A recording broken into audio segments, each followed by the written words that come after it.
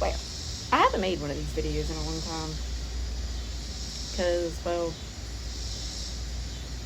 I really hate to say it, but I've been busy. Well, not really busy. I've been going through a lot of fucking shit. Good shit, bad shit, somewhere in between. I think I posted a video last year. So it's been about a year, maybe 2. Oh, wow. Okay. Okay, so I finished my bachelor's degree and I finished my master's. I got a salary paying job finally. Yay! So excited, love it. Been there for 90 days. And I am finance officer and accounts payable. I'm sure I could probably tack in a few other titles, but yeah, we're going with those two. Oh, you went sideways on me, sorry. I have also moved out of my parents' house.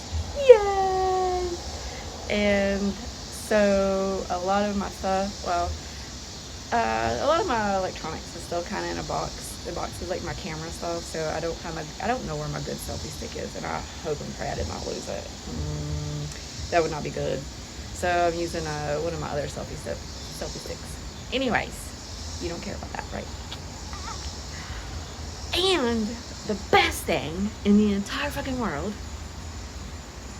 well, I wasn't planning on doing it this year, but I did it.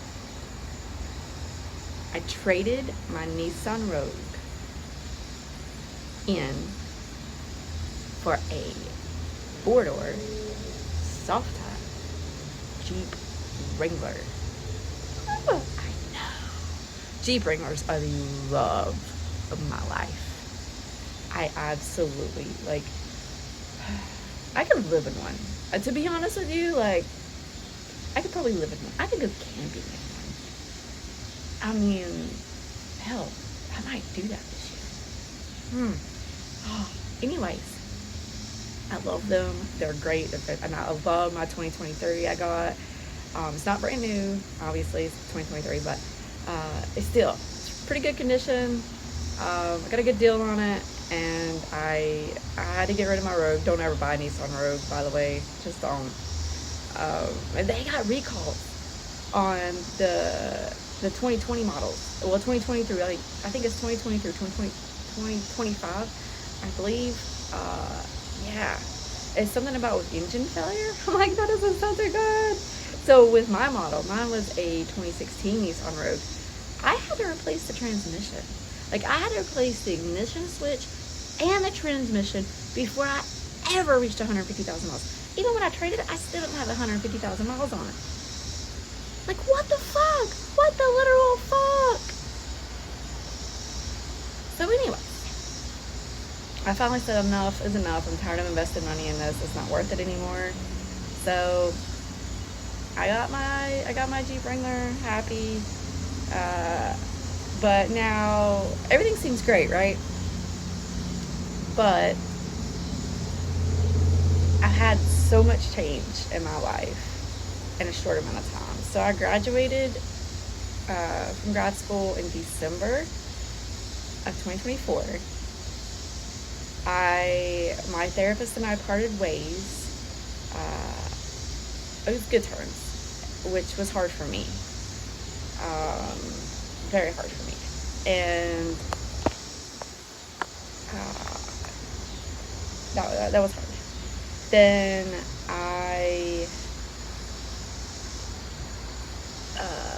that was in December. Both those happened in December, and then let's see, March, April. Hold on. No, at the end of April, I started my new job, and then beginning of June, I moved into my apartment. As you can see, I'm sitting on my patio. Look, this is my view. patio, balcony. I'm not really sure what you call it. And then, what, 2 or 3 weeks ago, this is July 29th, so like 2 or 3 weeks ago, I got my new Wrangler. I think it's like 2 weeks. I think it's only been like 2 weeks. I got my new ring. I got my Wrangler. And so it's been like interesting. And I'm sorry that I keep moving the camera around. I really am. It's been a lot of change. And a part of me doesn't mind the change, but then the other part of me has an issue with it because my routines get out of sort, and I start forgetting things, and I have it hurts my focusing. But I'm adjusting. So I have a 2-bedroom, 2-bath apartment. It's about, I think, 1,200 square feet. It's just me and my dog. And I lived in one room for 8 years in my parents' house. I had some stuff that I put in storage. And some of it's still, like, a good portion of what's in storage is still in my storage building, or my storage unit. But it's unreal the amount of shit that I had in one fucking room. I'm trying to get it in a room now. Like, I have my second room. The only thing I have a bed in there. I have a regular sized bed pushed against the corner for when my stepson comes visit. But other than that, I'm like, how the hell did I fit all this in the room? Now, grant you, the bedroom I was in is bigger than the one that I'm trying to put the stuff in, but it's still not that small. I have a walk-in closet in this room. Now I'm over here unpacking this shit, and I'm like, and some of it's not even in that room. Like my computer desk, and like my computer desk, my laptop, and all that. It's not in it. It's in the living room in the corner. I'm like, I don't know. Now, to be fair, I think my printer wasn't in my room. My printer wasn't in my room at my dad's. Like, it was in the den. I just used it wirelessly because I don't use it a whole lot. And I have my 3D printer and that printer and so much other stuff. And then I realized I have way too many hobbies. And my goal while I'm living in this apartment is to get rid of stuff. And I don't know how the fuck I'm going to do that. I've been doing pretty decent at getting rid of some stuff, but I keep stuff. The hardest thing for me to get rid of is like stuff that I keep for art purposes. Because, yeah. I also realized that I keep a lot of like boxes. So let's say I get a cell phone, I keep that box. I found a box for my Google Wi-Fi point. I found a box for one of my Blink cameras. Now, grant you, I do use some of these boxes. I typically keep them for 30 days. That's my whole reasoning. Like, even stuff I order off of Amazon, I'll keep for 30 days in case I need to return it because it doesn't work. Because I have gotten stuff that is defective. Hell, I bought a TV at Walmart that I had to return because it was defective. There was something in the sensor and the remote and the TV. Yeah. I was like, yeah, screw this shit. But I have found I love using Alexa. So I debated between going the Google way or the Alexa way or Amazon way as far as like smart devices. And so I just ended up going with Alexa mainly because I have Blink cameras and I wanted a Blink doorbell. Yeah, that didn't work. It didn't work. Blink doorbell did not work with my Wi-Fi very well. It just sucked. And then I bought the Google Nest, and it was okay. It's just you really couldn't have you didn't really have much storage. So I returned it and I said, screw it, I don't need a doorbell. I mainly wanted a camera to see who was outside my door, especially when my dog starts going ballistic. But I said, screw it, I don't care. It's whatever. I'm not dealing with it. But I do love Alexa. I love my Alexa. It's great. I got a couple of the little plugs so I can get her to turn on my lamp in my bedroom when I'm going like at night, going from my living room to my bedroom. and I have a fan in there that it turns on. There's a schedule. The schedule is iffy, but it's okay. I can pick up my cell phone or just tell her to turn it on. Either way. And I know I'm rambling. But honestly, like, I've had a challenging time. And I got anxiety pretty bad, to be honest. And I didn't know why. Mentally, like, I worked through the thoughts, and honestly, I got to the point, mentally, I was fine. It was the physical anxiety that was in me, and I had no idea what was causing it until I started reading this book. It's called Anxiety RX. I don't remember the author's name, but I know it's on Audible. And he talks about how the anxiety in the mind is separate from the anxiety in the body. You know, we all have triggers from our past, from our childhood, from trauma, and we get triggered by some outside source, something somebody says, does, a situation, and it triggers our thoughts. But it can also trigger anxiety in our body. In the book, he calls it alarm. It's an alarm. Our body gets alarm. And it's two separate things. You can fix the anxiety in your brain. You can change your thoughts and heal them. And you can heal that trauma in your brain. But you also have to heal the trauma in your body. And when I heard him say that, I realized that the physical anxiety that I was feeling was from past trauma. And it was relating to the last time I moved out into an apartment by myself. And it was me and my German Shepherd, and it was after I got divorced, or after I left my husband. And that was the hardest time in my life. And about a year and a half after I had moved out, my German Shepherd passed away. And that was so difficult. And I went through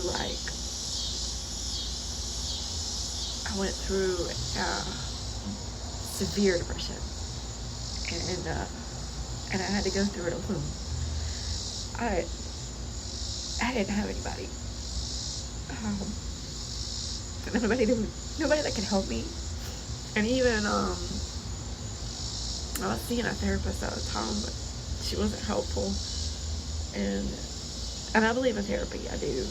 I really do. But sometimes you just have to find the right therapist. Not sometimes, but you just have to find the right therapist. And that's when I realized, like, the fact I'm moving out into an apartment, the fact that I started a new job after leaving my last two jobs and the toxic work environments that I was in, and it triggered the trauma in my body.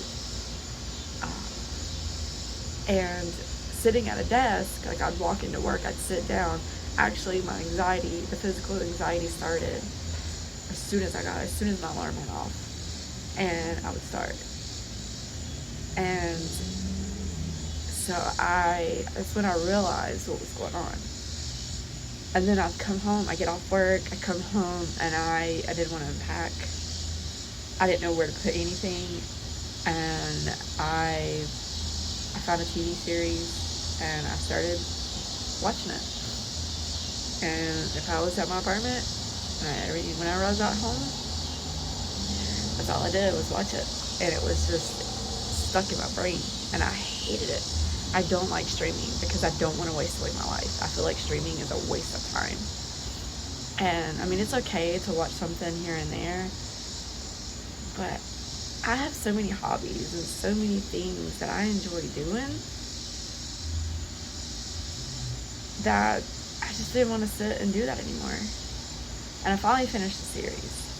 and I finished it 2 days ago. And 2 days ago, Sunday, I finished it. And I immediately started freaking out because I was like, oh my God, what am I gonna do? Oh my God, like, can I really come home from work and not sit on this couch and stream?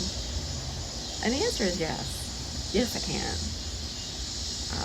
One of the hardest things for me to overcome, and I've been working on it for 2 years, is being in a relationship and not...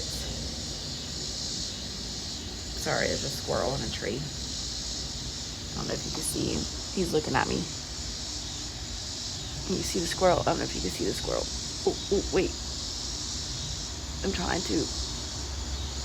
Okay, he's going down. Okay, squirrel moment. I know that every time I get into a romantic relationship, I change and I lose myself. I become a different person. I don't lose myself. Well, I do. I become a different person. I become relationship Mandy, which basically is a fucking doormat. I pretty much go brain dead. I can't think. I can't make decisions. I become stupid. I do. And I realized this about myself. My last relationship, I realized that I become that way. And so when I entered into the relationship with my current boyfriend 2 years ago, and I'm happy that we've been together for 2 years, and I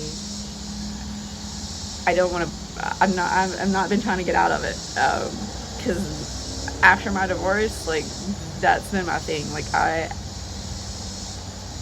I don't make it that long, not good. If I don't break up with a guy within a year or something, like, I just, that's just been me. Like, I get into it, oh, I don't like this, and I get out. But anyways, I realized that I just become a different person, and I know my boyfriend's gonna watch this, and that's fine, I don't care, but I love him to pieces, so I try so fucking hard to not be that other Mandy, because that is not me at all. I am not a doormat. I have a brain. This has been because, and I know it's from the relationship that I've had with my mother, or had with my mother. It became that way with her. So it's followed me into my romantic relationship. And it sucks. Oh, and let me tell you what my mother did. I have not talked to my mother since 2017. Okay? For so many reasons. It's just better for my mental health for me not to have anything to do with her. But on my birthday in June, every year, she sends me a fucking birthday card. Fine, whatever, I don't care. And I get a Christmas card in December. Fine, I don't care. That narcissistic person, and I actually really want to say another word, but I'm not. On my birthday, last month, she gave my brother a card, because my birthday is around Father's Day, to give to me, my birthday. Not only was it a fucking religious card, and she knows that I am not Christian. I don't know if she knows I'm a witch or not, and I really don't care. But she gives me a religious birthday card. A little Jesus. A little thing of Jesus.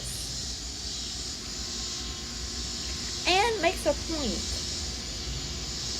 to, I don't remember, my boyfriend read the card, something about, but she made a point to put in the card that she knew I got an apartment. And I'm like, and this is why I keep a distance between me and my so-called family, my relatives, because I'm like, none of you have the respect for me to not say anything about my life to her. It's none of her fucking business. I don't care if she did give birth to me. She made her bed. She could fucking lie in it. And you can disagree with me all you want. It's like this. And the people tell me all the time, well, Mandy, you're not a mother. You don't understand. Bitch, please. Bitch, please. I can honestly sit here and tell you, if my child or anyone doesn't want anything to do with me, for whatever their reason is, I'm going to give them their space. Because I expect this. I'm just going to give them their space. I would say my piece to them in a letter, video, whatever. I would say my piece when I realized they didn't want nothing to do with me. And then I would leave it at that. And I would put the ball in their court. If they wanted to ever reach out to me, they could. And if they choose not to, that is on them. But to be so fucking manipulative, and some people don't see it that way, but it is. It's fucking manipulative, and all she wants to do is push the buttons. And I'm like, all you're doing is pushing me away. Anybody who fucking knows me knows that if I don't want you in my life, you're not gonna be in my life. It's just plain and simple. There is no ands, if, buts about it. And honestly, she's never once apologized for her actions or the way she has treated me over the years. She has never once owned up to anything or the fact that any of it could be her fault. That she has any responsibility in how our relationship has been or how it ended. Nothing. So why in the living motherfucking hell would I want anything to do with her? I wasn't perfect. And I know I made mistakes. But I didn't know how to have a relationship with her. Because we've never actually fucking had a real relationship. Okay? Never. Never, ever, ever. It's always been manipulative. Always. Now, don't get me wrong. I remember good times, okay? I remember good times about her. I do. And I do. I had those moments, few and far between, of positive times with her. I do. And I cherish those. But there were few. Do I feel like we've ever had any real conversations? Not a chance now. Not only that, she's married to a narcissist. Oh my God. Nope. I refuse to have anything to do with him. I would rather drive my Jeep off a fucking cliff and die than to have anything to do with that man. I'm serious. Like, he's horrible. And again, I can pull some positives from him. He taught me how to play pool. He taught me about work ethic. But now that was him, my mother, my uncle, for all intents and purposes, we'll call him that.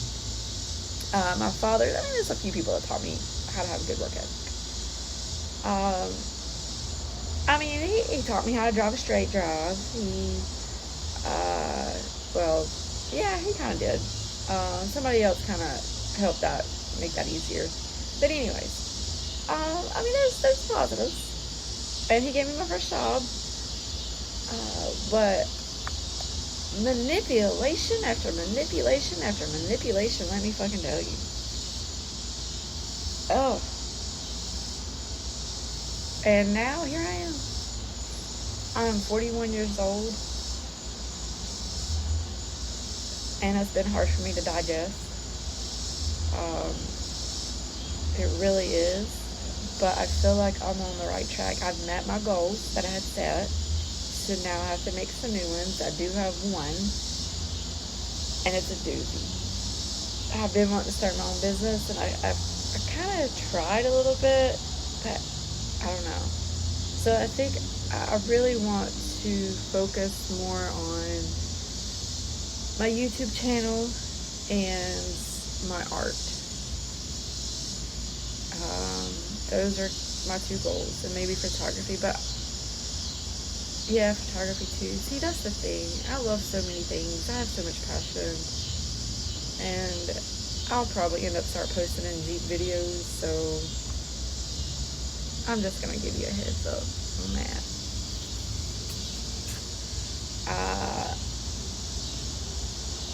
But that's it. I think I'm good. And I don't think I'm going to edit this video. I think I'm just going to post it kind of raw. Yeah, I like that idea. So, if you've made it to the end, thank you for watching. Please like and subscribe. And please leave me comments. Unpack your trauma in the comments if you want. If there's any content you want to see, anything you want me to talk about, please feel free to drop it in the comments. And enjoy life. Life is too short not to enjoy life. Be happy. Get you a hobby or two. You can have one of mine. I have plenty. Anyways, thanks. Bye. And I know that I used to have a tagline or like a little closing line, and I really don't remember what it is. Something about be bold, be brave, be free. I don't know. Anyways, have fun, live life.